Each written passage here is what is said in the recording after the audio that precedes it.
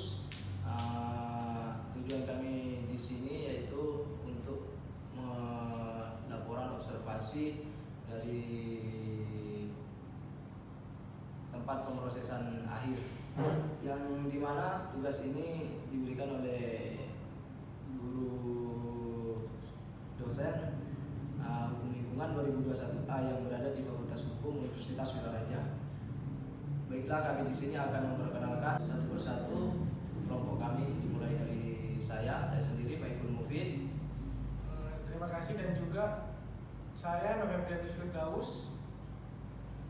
Saya Mariski Priyanto. Saya Satria Ahmad Maulidi. Saya Fitrian Nur Wahyudi. Saya Bagus Arifdi Purwanto. Oke teman-teman, itulah kelompok dari kami. Terima kasih.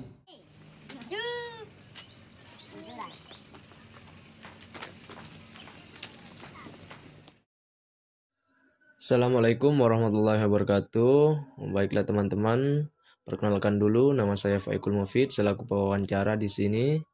Saya dari kelompok 4 dari Fakultas Hukum Universitas Wiraraja, dan saya akan mewawancarai Kepala TPA. Bisa diperkenalkan dulu Bapak, siapa namanya? Ya, Ahmad Junaidi. Bapak Ahmad Junaidi. Beliau Kepala TPA. Di sini ada beberapa pertanyaan yang akan saya ajukan kepada Bapak mengenai TPA itu sendiri.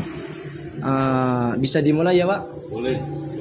Untuk yang pertama, apa tujuan awal dibuat tempat pemrosesan akhir di daerah Sumeneb ini Pak? Tujuan awalnya.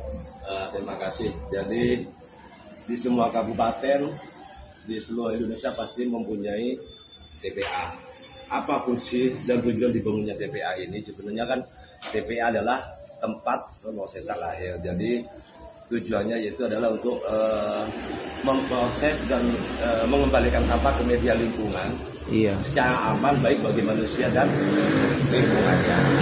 Karena apa? Kalau sampah tidak diproses secara aman, pastinya akan mengganggu manusia dan lingkungannya secara terus menerus. Jadi makanya sampah itu harus dikelola secara aman. Itu tujuan dibangunnya TPA.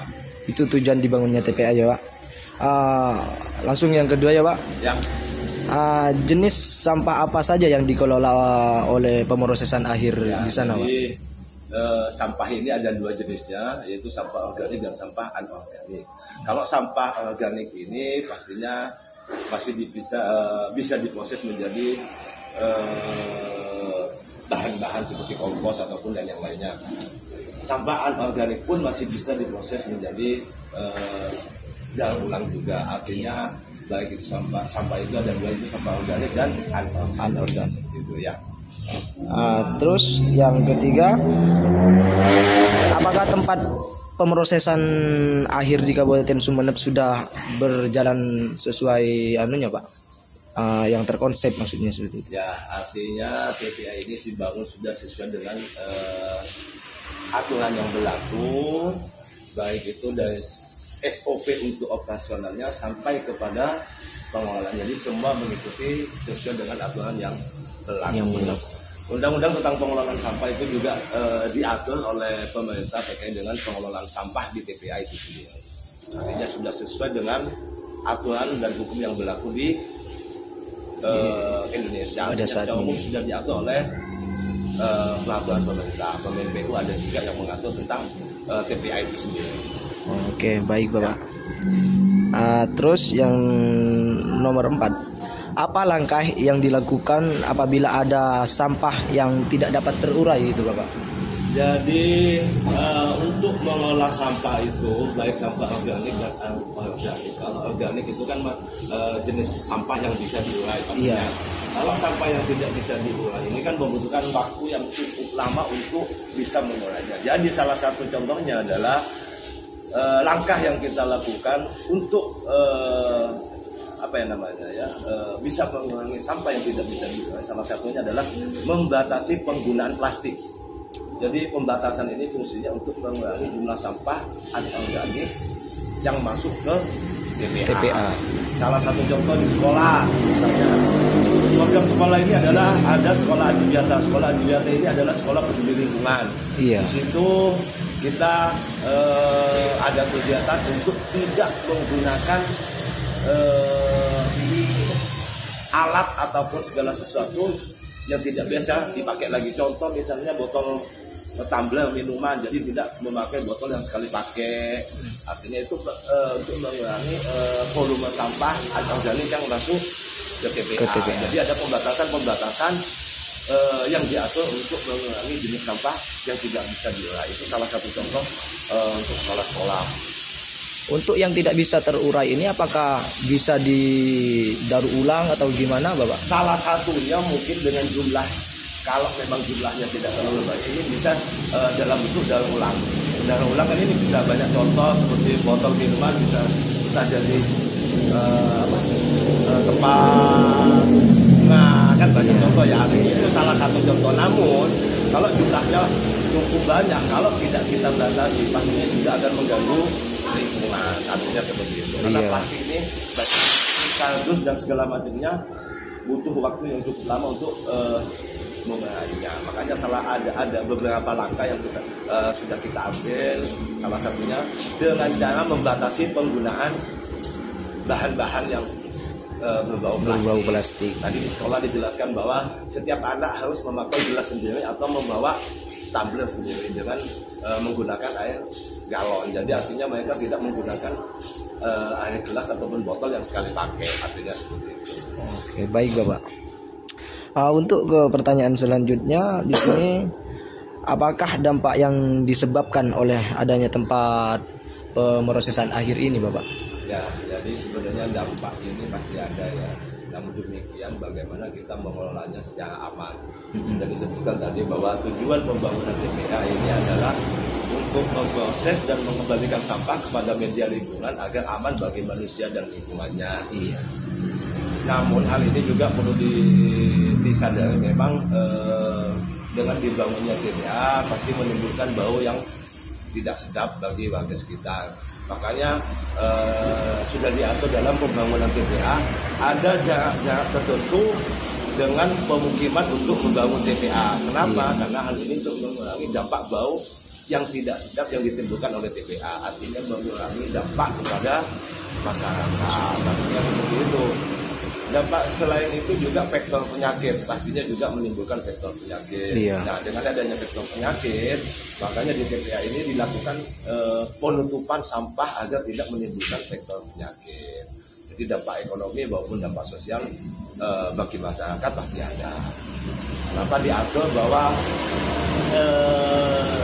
pembangunan TPA sudah diatur bahwa jarak terdekat dengan pemukiman itu sudah diatur dalam peraturan.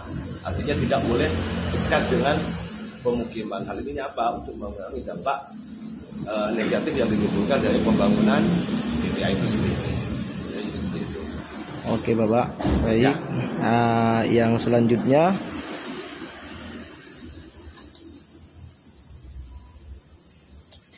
di sini apakah ada upaya kedepannya untuk membuat tempat pemrosesan akhir ini menjadi lebih baik, maksudnya Bapak? Ya, jadi artinya dengan dibangunnya TPA pastinya kita sudah melakukan upaya-upaya agar TPA ini menghilangkan image bahwa TPA ini adalah tempat pembuangan sampah ataupun tempat nggak enak dipandang karena ini adalah berhubungan dengan sampah.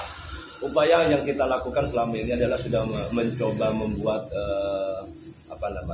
taman edukasi tentang pengelolaan sampah. Bagaimana kita membuat TPA ini merubah image bahwa sampah ini sudah mempunyai nilai. Artinya tidak hanya sekedar kita datang ke TPA dengan bau yang tidak sedap, sampah ada di mana-mana. Jadi kita sudah berupaya membuat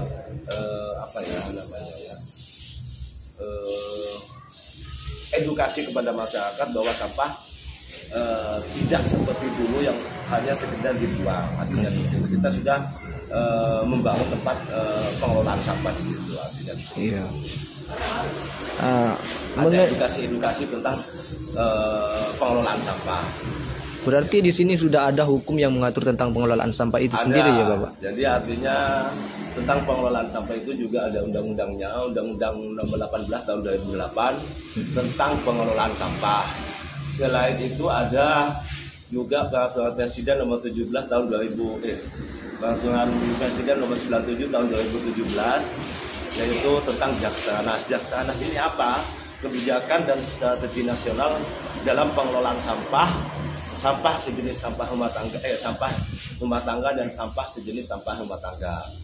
Selain itu juga di daerah juga ada peraturan bupati tentang Jakstrada. Jakstrada itu peraturan bupati nomor 83 tahun 2018. Jakstrada ini kepanjangannya adalah kebijakan dan strategi daerah dalam pengelolaan sampah rumah tangga dan sampah sejenis sampah rumah tangga. Apa isi dari kebijakan ini? Kebijakan ini dibuat oleh pemerintah untuk mengatur tentang pengelolaan sampah. Jadi di Jakstranas maupun Jakstrada ini ada dua pengelolaannya, penanganan dan pengurangan sampah. Penanganan ini mencapai target 70% untuk menangani sampah yang ada di kabupaten dan secara nasional. 30% adalah pengurangan sampah. Apa penanganan? Penanganan sampah ini adalah sampah yang dikelola oleh pemerintah. Dalam hal ini adalah seperti contoh adalah pengangkutan dari TPS menuju ke TPA. Untuk pengurangan sampah itu sendiri, contoh tadi itu adalah dengan contoh bagaimana dengan sampah-sampah yang tidak bisa dikurai. Itu contohnya adalah makanya kita ada kebijakan tentang pengurangan sampah. Pengurangan sampah ini mencapai 30% untuk mengurangi dampak penggunaan sampah yang terlalu berlebihan, artinya seperti itu. Iya. Menurut Bapak sendiri mengenai TPA di sini, penempatan TPA di sini apakah sudah termasuk tempat yang strategis diadakannya di Batuan? Menurut Bapak sendiri? Untuk membangun TPA ini pastinya sudah melalui kajian-kajian. Iya. Jadi artinya tidak serta-merta pemerintah ini membangun TPA di lokasi-lokasi tertentu. Tapi pastinya sudah melalui beberapa kajian-kajian dan sesuai dengan aturan yang sudah ditetapkan, artinya seperti itu. Oke, terima kasih Bapak. Demikianlah pertanyaan yang hanya saya sampaikan kepada Bapak. Oke teman-teman, sudah selesai wawancara dengan beliau ini. Kita lanjut nanti ke TPA.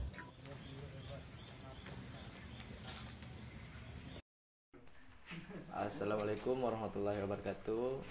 Saya perwakilan dari kampus Unija Universitas Wiraraja dari Fakultas Hukum, ingin bertanya tentang mengenai TPA di sini, Bu. Sini kan Ibu selaku penjaga di sini, gitu. Mau bertanya kesehariannya di sini seperti apa dan kayak gimana gitu, Bu. Kalau seharian di sini ya biasa kerja di sini bersih-bersih, dan ngelepas rumput di sini. Ya biasalah gitu. Bersih-bersih gitu ya. Untuk apa? Jadi Ibu di sini tugasnya cuma bersih-bersih. Iya, kadang-kadang nanam itu kalau ada tugas tanam ya nanam. Nanam. Jaga keamanan juga di sini. Jaga keamanan juga ya, Bu. Biasanya Ibu pulang dari sini jam berapa, Bu? Jam masuk kadang Jam masuk 7 ya, jam 7 baru jam 12 pulang. Nanti kalau saya kan warga sini, nanti setelah salat ya kira-kira jam 2 lah kembali ke sini. Kalau Bapak standby di sini. Oh, kalau Bapak udah tinggal di sini?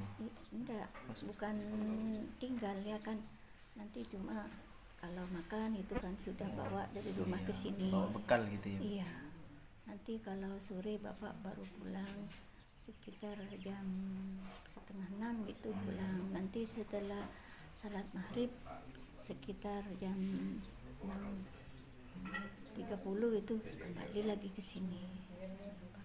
Kalau dulu dia juga, tapi sekarang kan kondisinya beda. Sekarang saya tinggal sendiri, jadi tidak diizinkan oleh kepala oleh Bapak Kepala kalau saya tinggal di sini juga gitu. Kalau dulu kan suami saya masih hidup ya tinggal di sini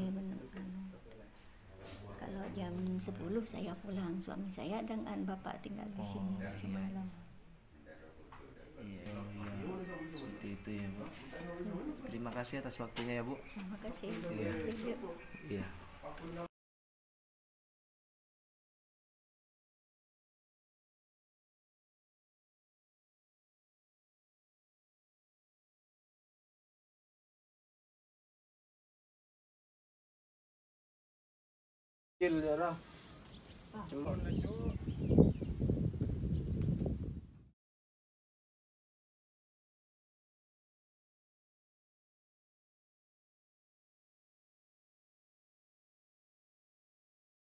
Assalamualaikum warahmatullahi wabarakatuh. Perkenalkan, nama saya Novembrianus Firdaus dari Fakultas Hukum.